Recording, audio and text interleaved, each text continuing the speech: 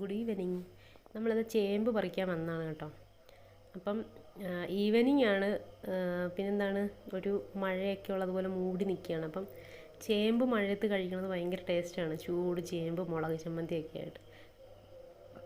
അങ്ങനെ നമ്മളിതാ കുറേ നാളുകൾക്ക് ശേഷം ചേമ്പ് പറിക്കാൻ വന്നേക്കോട്ടോ. ചേമ്പ് ഇത് വെച്ചിട്ട് കുറേ നാളായി. അപ്പോൾ ഇതിനകത്ത് ഉണ്ടാവും എന്നാണ് വിചാരിക്കുന്നത്. അപ്പം നമുക്ക് നോക്കാം, ഇതിന് ഉള്ളിൽ കിഴങ്ങുണ്ടോ എന്ന് നോക്കാം.